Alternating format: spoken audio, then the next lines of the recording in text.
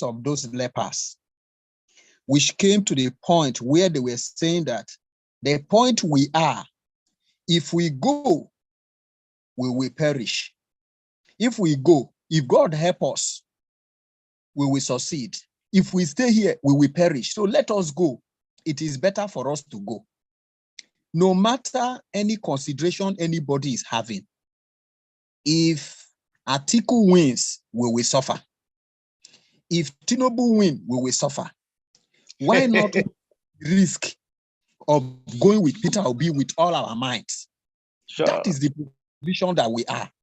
Neither Tinubu or Atiku will ever be able to redeem us. They cannot. They don't have the capacity. They don't have us in heart. Let us know that. Let everybody gather whatever he has to pursue Peter Obi cause. That is the only way forward. So taking them, whether we say, okay, let's go here, perhaps if this one win, perhaps this one win, sincerely, the only redeemer that we have is Peter Obi. Let it be clear to every one of us. That's what I just want to put in. Because each of them that we go to, whether we separate ourselves, okay, let's go for this, let's go for this, we cannot succeed as long as a man that, a Muslim that, what do you call it, Fulani is running his blood, is the head of state. They all have that singular agenda of removing all of us from this nation.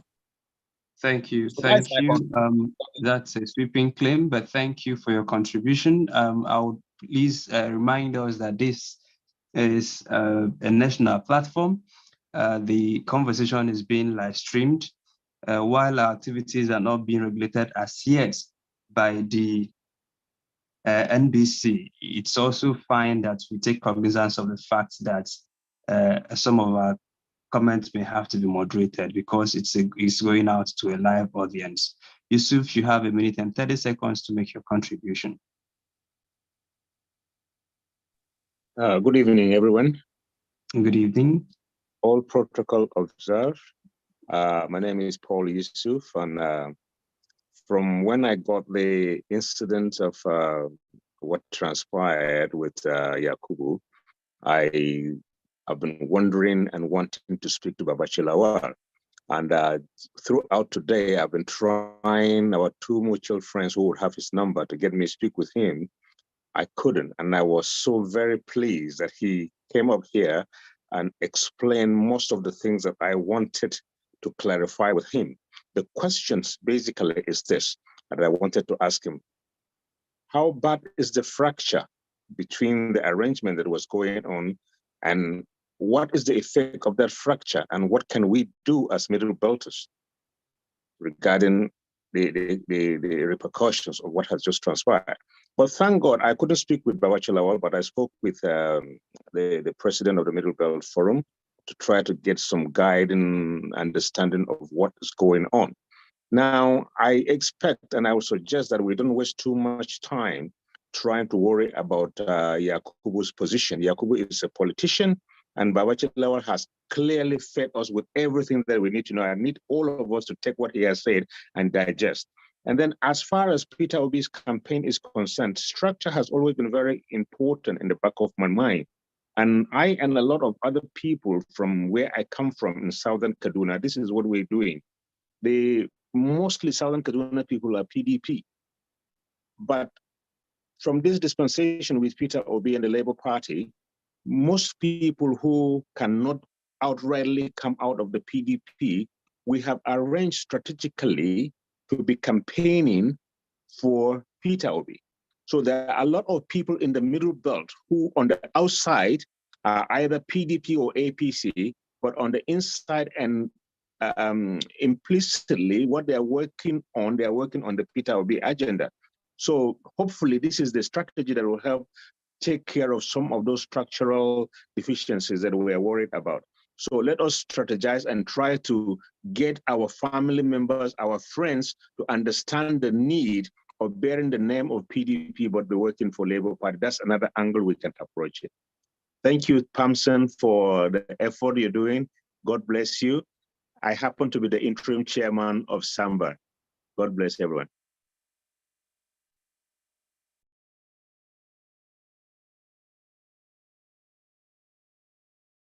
Thank you so much for your contribution, P. Yusuf. Having exhausted... Chima, that's my boss, so... Oh, okay. Thank you so much, Mr. Pamson's boss, and for your contribution and for staying with us. Having exhausted all the questions, I think I'll have to come back to you, Honorable Dagiat, for you to make your closing remarks. Okay, thank you very much for the opportunity. First of all, I was so humbled that Babachir was here on this platform, and he showed so much statesmanship, and I have learned so much. And the good thing with the knowledge I just gathered is that we, the Middle Belters, know these our neighbors, the Arewa North. We have lived with them. We know what they portend, and they have never changed. And the narration of Babachir have re-echoed that. And so that is that. So we now know that in real time, that dealing along that line will not portend goodness for our people. So I believe that our brother will see that and then take a cue and do an about turn. Number two, structures. At some point, I thought that I don't know much, but as the head of CPO that coordinate the activities of support group, we have packaged based on my knowledge of what structures should look like, what we need to do to cover the areas of structures. And Babachir that just finished, he re-emphasized on the same thing that we know, the same thing that I have always been talking about. And we already have a formula to address that. Ironically, for some strange reasons, the CPO is not given the opportunity to drive that process. And everywhere I go is talk shop on the same thing. Now, there are many ways to kill a rat without shedding blood. And I think when you just pick one way, just make sure you get the rat. On the second to the last issue, our problem is the southern Nigeria. It's not the north. We've never, for one time, been oblivious of our position with our neighbors at the northern part. We've never, like I said, from history, during the colonial masters, during the First Republic, our political party different from them. During the Second Republic, our political party, we are in alliance with the Southeast during the NPP days. Up to this moment, our problem is our brothers from the South.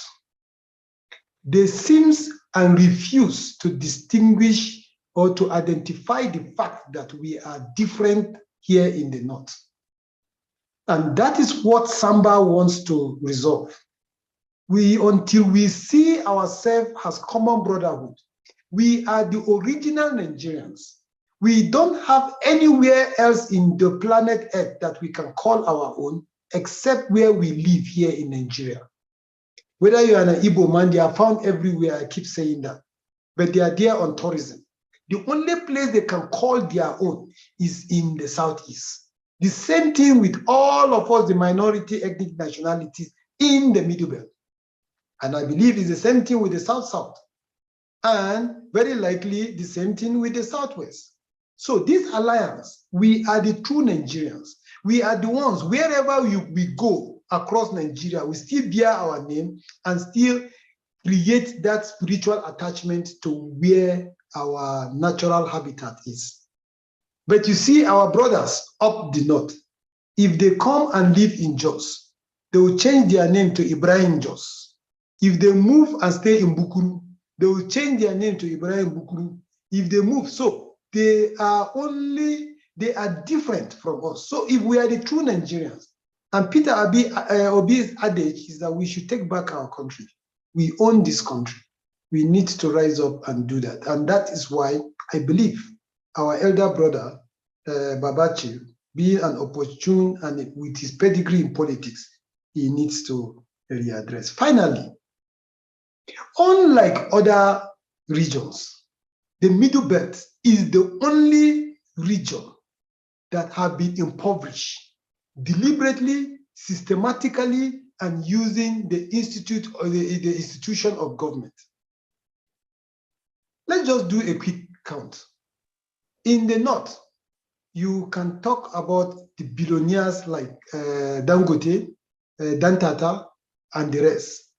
In the southeast, I don't need to mention they are in their hundreds. In the south-south, in their hundreds. In the southwest, in their hundreds. But in the middle belt, do the count. Apart from T.Y. Danjuma, nobody will give a billion naira and go to sleep. We have been technically, systematically, deliberately impoverished. If we must propagate this campaign, the southern community that we are in this alliance with needs to understand that and take advantage of this particular shortfall that we have. In terms of the heart to deliver, we have what it takes. But in terms of the resource to get these things done, we need that support from the South. This partnership must be symbiotic, because in this relationship we are having, we want to be in this relationship as equals. So you should know where we are lacking and give us the support. That is the only way that the Babachir, who for privilege's sake have been able to be uplifted a little bit in the economic status, will be able to do the influence and drag some few people who don't understand these things, and then we miss it. Just like Babachir said, people look at the elites. The elite consensus has its value. But if we have what it takes in this symbiotic relationship, we will clean that out and then we will deliver. So in all I'm saying is that Babachir, Dogora's position is in error and is very selfish, is self-centered. But it will have no significant impact on the position of the Middle Belters. The Middle Belt has so many organizations. We have the Middle Belt Icon, where you have the Air Vice Marshal Morgan. You have the Middle Belt other groups, like the Samba, where I am, and other groups. We all have agreed, and we all associate with the fact that there is one Middle Belt president, and that is Bitrus Pogo. So the unity that was lacking, we have been able to converge that, and we will deliver appropriately. So I think, thank you for the opportunity, Newsband, for this interaction. And I hope I didn't dull your moment. And then for the people who found time to interact with us, I appreciate the time. And I believe that we have been able to share knowledge. Thank you, and God bless. Thank you so much, Honorable Pamson Dagiat, National Coordinator, Southern and Middle Belt Alliance, SAMBA, for helping us share your thoughts on the topic, which is Northern Elders Consultative Forum endorsement of Atiku Abubakar, the Middle Belt position.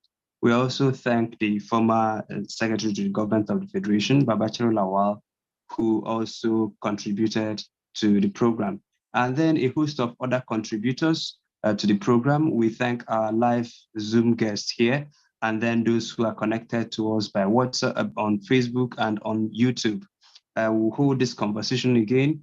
If you're not doing so already, please follow our social media handles at Newsband Television. We are on Twitter. Also follow and subscribe to our YouTube page so that you get to know more of our content.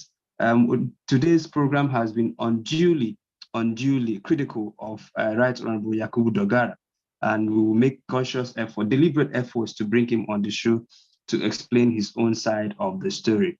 So we'll reach out to him, and we hope that he will grace us with his presence to explain his side of the story. Thank you so much once again, Honorable Dagiat, and to other platform guests. From here, it's a good night. Thank you. Thank you very much. We appreciate. Thank you, Honorable Palmson. Good night, everybody. Yes. We will never allow the spirit of the attack now. Thank you very much. Good night. Pleasure is Thank you, Pamson. yeah, thank you very much. The pleasure is mine, really. Yes, sir. Good night, Honorable Palmson. Hope to meet again. Thank you. I appreciate. Thank you, everyone. Yes, Thank you, thanks. Honorable Panko. Thank you. Thank you. Who was it? Thank you, sir. From Benue. Yeah, thank you very much. I appreciate it. Thank you very much from Newfoundland and Labrador, Canada. Wow. I appreciate you. Thank you. You're welcome. Thank you from River State, Port Harcourt. Samuel, I see Yes, you. sir. Thank you, sir.